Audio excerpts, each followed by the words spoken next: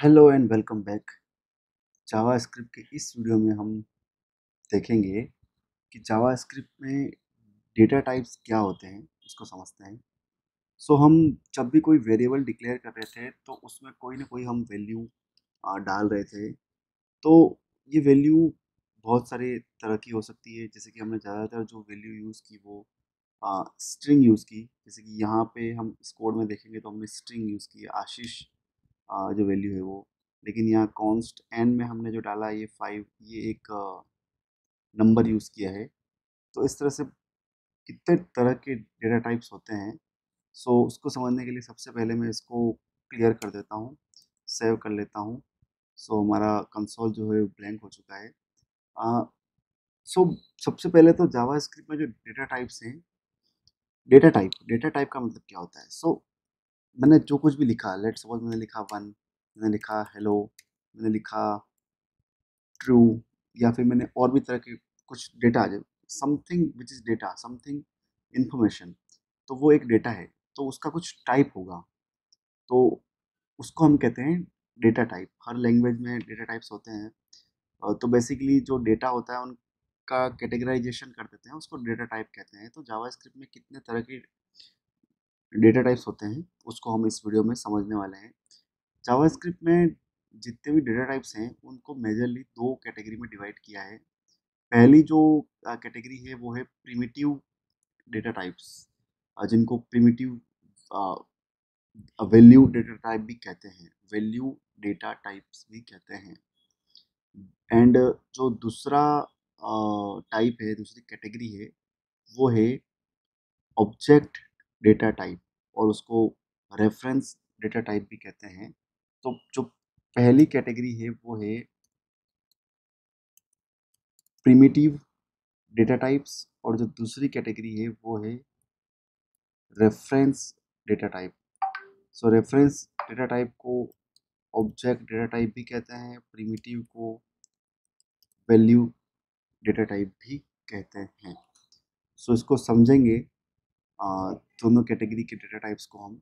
But इस video में हम जो फोकस करेंगे वो करेंगे फर्स्ट कैटेगरी पे, जो कि है primitive data types. Primitive data types में कौन कौन से डेटा टाइप्स आते हैं? सबसे पहले हम अगर समझें तो हमने पिछले काफ़ी सारे वीडियो में देखा कि हम स्ट्रिंग्स का बहुत यूज़ कर रहे थे। तो लेट सपोज मैं एक वेरिएबल यहाँ पे डिफाइन करता हूँ। मैंने कहा let first name equal to Abhilash. ये जो अभिलाष है, जिसको मैंने जो एक एक set of alphanumeric characters हो सकता है, जिसमें नंबर्स भी हो सकते हैं, अल्फ़ाबेट्स भी हो सकते हैं, but a set of alphanumeric characters जिसको हमने डबल कोट में लिखा है या फिर सिंगल कोट में लिखा है, तो वो एक स्ट्रिंग कहलाता है। ये जो वैल्यू है, फर्स्ट नेम में जो हमने वैल्यू डाली है वो एक स्ट्रिंग है, उसका डेटा टाइप एक स्ट्रिंग है। हम लिख सकते हैं स्ट्रिंग। यहाँ पे एक कमेंट करके लिखा है, मैं कमेंट को इसी लाइन में अगर डबल स्लैश लिख दूंगा और उसके आगे स्ट्रिंग लिखा है, जस्ट हमारे समझने के लिए। जावास्क्रिप्ट यहाँ से लेके यहाँ तक का कोड एग्जीक्यूट करेगी, लेकिन जैसे ही उसको डबल स्लैश मिल गया तो उसके बाद का कोड जावास्क्रिप्ट एग्जीक्यूट नहीं करेगी, क्योंकि ये एक कमेंट कंसिडर किया जाता है। नेक्स्ट हम डेटा टाइप की बात करते हैं। लेट सपोज मैं कहता हूँ money. Money equal to, if I write 5000, ये 5000 जो है वो एक नंबर है। उसको हम लिखेंगे, मतलब इसका डेटा टाइप हो गया नंबर। इन दोनों का कंफ्यूजन दूर करने के लिए मैं बताता हूँ कि अगर मैं इस नंबर को इस तरह से कोट्स में लिखता तो फिर ये एक नंबर नहीं रहता, ये एक स्ट्रिंग बन जाता। लेकिन अगर हम नंबर को बिना कोट्स के डायरेक्टली लिख रहे हैं, प्योर नंबर, तो फिर उसका डेटा टाइप नंबर रहेगा। उसके अलावा इसमें एक डेटा टाइप होता है boolean data type. Let's take an example कि हम कोई ब्लॉग बना रहे हैं और उस ब्लॉग को अप्रूव करवाना है या रिजेक्ट, अप्रूव हुआ कि नहीं हुआ ये देखना है, या फिर कोई स्टेट अपडेट हुई कि नहीं हुई। लेट सपोज मैं लिखता हूँ इज अप्रूव्ड।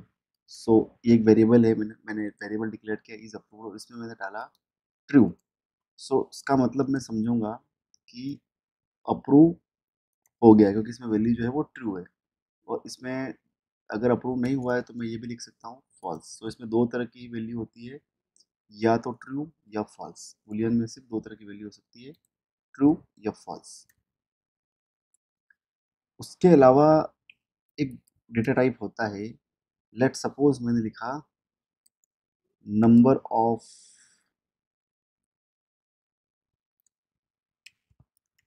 कलर्स। सो कुछ भी हो सकता है, लेकिन अगर हम सपोज इस वेरिएबल को इस तरह से डिक्लेयर करके और छोड़ दें, इसमें कोई वैल्यू स्टोर नहीं करें, तो बाय डिफॉल्ट जावास्क्रिप्ट जो है वो इसमें अनडिफाइंड वैल्यू स्टोर कर देगा। ये एक तरह का वैल्यू है जिसका कंप्लीटली सेपरेट डेटा टाइप है, जिसको अनडिफाइंड कहते हैं जावास्क्रिप्ट में। सो ये अनडिफाइंड डेटा टाइप है, वो हम अगर हम चाहें तो इंटेंशनली इस वेरिएबल में अनडिफाइंड डाल सकते हैं, इस तरह से भी डाल सकते हैं। या फिर हम अ, नहीं कुछ इनिशिएट नहीं करेंगे, कुछ इनिशियलाइज नहीं करेंगे वेरिएबल में, तो वो अनडिफाइंड, उसका डेटा टाइप अनडिफाइंड रहेगा। नेक्स्ट है, लेट सपोज मैं लिखता हूँ सेलेक्टेड यूजर। सो मैंने लिखा नल। सो नल भी एक तरह का डेटा टाइप है। अब नल का मतलब क्या होता है? नल का मतलब ये होता है कि kind of empty, kind of nothing. अभी उस वेरिएबल में कुछ नहीं है, but it is not, it is completely separate from undefined type. So undefined एक अलग टाइप है, नल एक अलग टाइप है। सो इसका यूजुअली हम यूज़ कहाँ करते हैं इस डेटा टाइप का? फॉर एग्जांपल, अगर आप कोई वेबसाइट बना रहे हैं, या फ्यूचर में अभी आप जब आगे बढ़ेंगे, तो लेट सपोज हमने यूज़र हमको एक ग्रुप बनाना है व्हाट्सएप का, और उसमें से ग्रुप बनाने के लिए हमको फ्रेंड सेलेक्ट करने हैं, यूज़र सेलेक्ट करने हैं। तो जब तक हमने कोई यूज़र सेलेक्ट नहीं किए, तो तब तक तो इसमें इसकी वैल्यू नल रहेगी। और जैसे जैसे यूज़र सेलेक्ट हो जाएंगे, इसमें कोई वैल्यू आ जाएगी, यूज़र का नेम, सपोज यूज़र का नेम आ सकते हैं। और जैसे ही हम उसको वापस से अनसेलेक्ट कर देंगे, तो फिर से इसमें नल आ जाएगा। सो किसी वेरिएबल को हम इंटेंशनली नल सेट कर सकते हैं।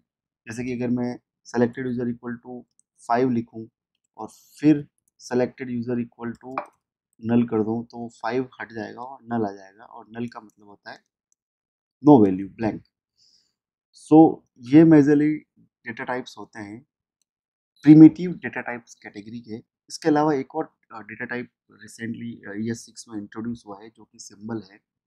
सो इसको हम, इन सबको समझने के लिए, हम इसका आउटपुट देखने के लिए, डेटा टाइप्स देखने के लिए, जावास्क्रिप्ट में एक फीचर होता है जिसको कहते हैं टाइप ऑफ। सो ये टाइप ऑफ एक रिजर्व कीवर्ड है, जिसके आगे हम अगर वेरिएबल का नेम लिखते हैं, जैसे कि वेरिएबल का नेम है हमारा फर्स्ट नेम, तो इसके आगे अगर हम फर्स्ट नेम लिखते हैं, तो ये इस वेरिएबल का टाइप दिखाएगा। टाइप यानी कि इसके अंदर जो डेटा पड़ा है, यानी कि जो वैल्यू पड़ी है, उस डेटा का टाइप क्या है, यानी कि उस वेरिएबल का टाइप क्या है। तो जावास्क्रिप्ट का ये एक फीचर है। अगर मैं इसको console.log करता हूँ, और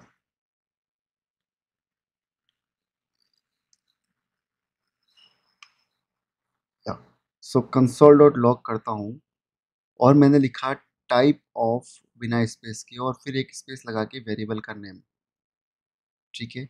तो ये उस वेरिएबल का, इस वेरिएबल का फर्स्ट नेम का टाइप प्रिंट करेगा। इसको सेव करता हूँ और मैं इसका आउटपुट देखता हूँ। सो आप देख सकते हैं यहाँ पे आउटपुट आया स्ट्रिंग। इसका मतलब ये जो वेरिएबल है इसका टाइप है स्ट्रिंग। इसको अब क्या है कि मैं ये कंसोल इसके नीचे भी करना चाहता हूँ, इसके नीचे।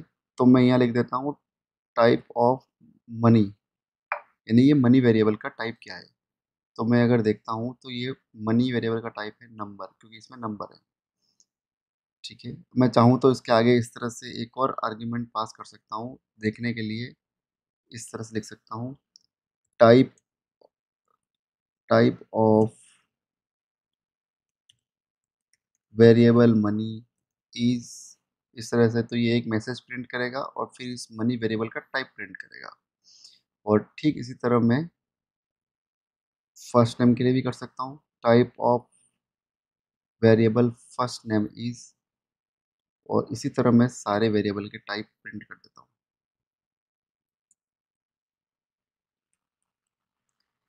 So type of variable is approved is, type of variable number of colors is, and type of variable selected user is।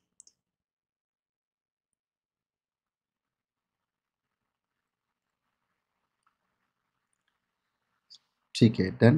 तो मैंने सारे कंसोल किए हैं। मैंने इनके आगे मैसेज इसलिए लगाए हैं क्योंकि जब कंसोल में बहुत सारे मैसेज आ जाएंगे तो हम कंफ्यूज हो जाएंगे कि किस वेरिएबल के लिए क्या प्रिंट किया है। तो इसके आगे मैंने मैसेज लगा दिया ताकि हम कंफ्यूज नहीं होंगे। अभी हम उसका आउटपुट देखते हैं।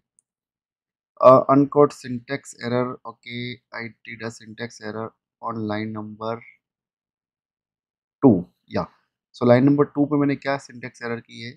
तो यहाँ पे मैंने दो ब्रेसेस स्टार्ट किए लेकिन यहाँ पे एक ही क्लोज किया है, तो मुझे ये एक हटाना होगा। And now I will save it.